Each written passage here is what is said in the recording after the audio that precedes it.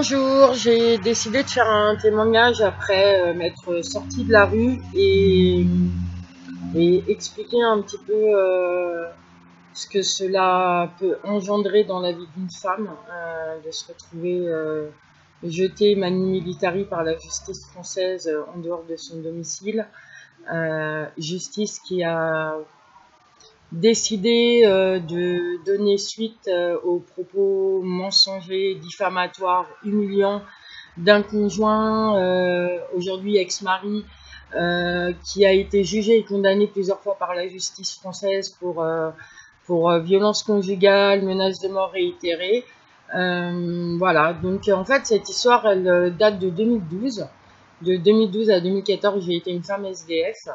Ça a commencé quand Monseigneur a jugé bon que je n'étais plus assez fraîche et qu'il a pris une petite jeune de moins de 10 piges pour me remplacer. Et bon, ben ça, ce sont des choses qui arrivent dans la vie, mais ce qui m'a un petit peu, moi, posé problème, c'est que au lieu de faire un divorce normal, monsieur a décidé de me faire interner pour pouvoir récupérer l'appartement, la jouissance du logement et la garde des enfants. Voilà.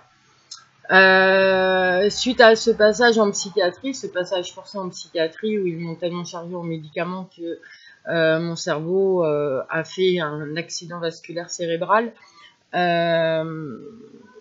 Ouais, un accident vasculaire cérébral où mon cerveau ne tournait plus du tout rond.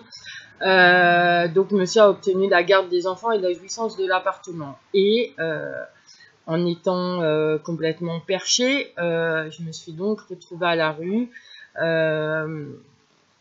en étant affaiblie physiquement, certes. Je faisais moins de 50 kilos à ce moment-là.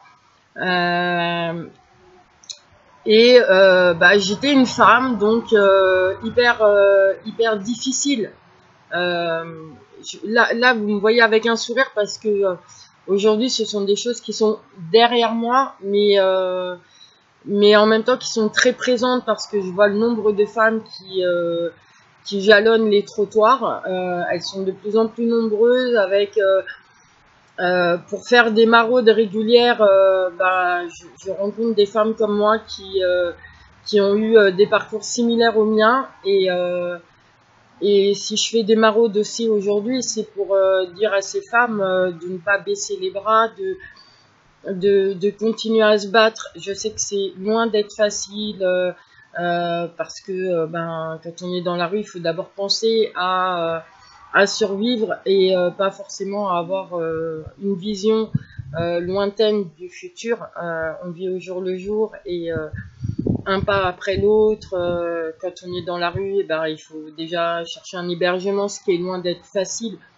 Le 115 étant saturé, on a très peu de moyens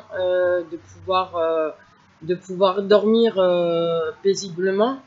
Pour ma part, moi je sais que pendant 2 ans, j'ai aussi failli mourir d'un manque de sommeil parce que je ne dormais pas. Je préférais marcher la nuit et comater l'après-midi parce que la nuit, c'est dangereux. Donc là, voilà, il faut déjà trouver un hébergement, ce qui est, qui est très très compliqué. Il faut aussi trouver de quoi se nourrir, il faut aussi trouver de quoi se laver et garder un minimum de dignité. Moi, dans mon malheur, j'ai envie de dire que j'ai eu de la chance parce que les médicaments m'avaient coupé mes règles. Donc du coup, j'ai pas eu ce problème de serviette, tampon, mais il fallait quand même rester propre et là c'était compliqué parce que les toilettes publiques n'ont qu'un filet d'eau et que c'est limité dans le temps, donc on se lave vite et on récupère des bouteilles d'eau à la rigueur pour pouvoir faire des toilettes de chat sans que personne ne nous voie. Comment je m'en suis sortie? C'est pas grâce au gouvernement français. donc j'ai dû mettre la vidéo en pause 2 secondes.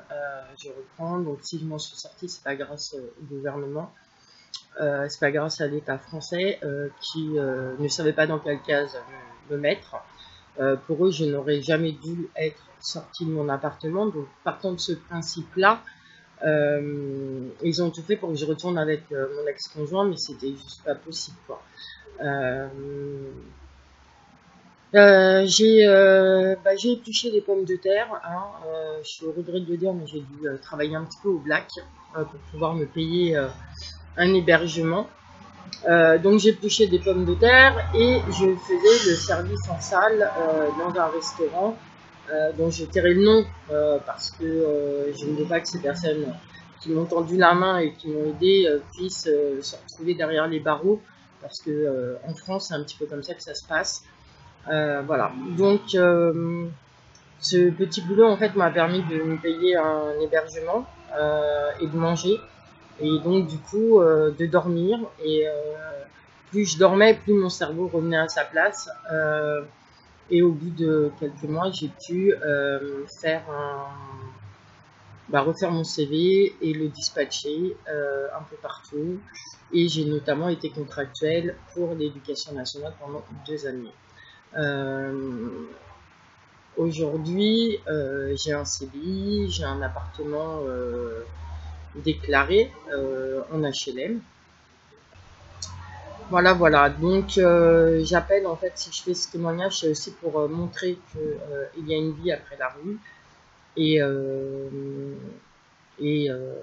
apporter un petit peu de l'eau au moulin pour faire essayer d'avancer le chemin public.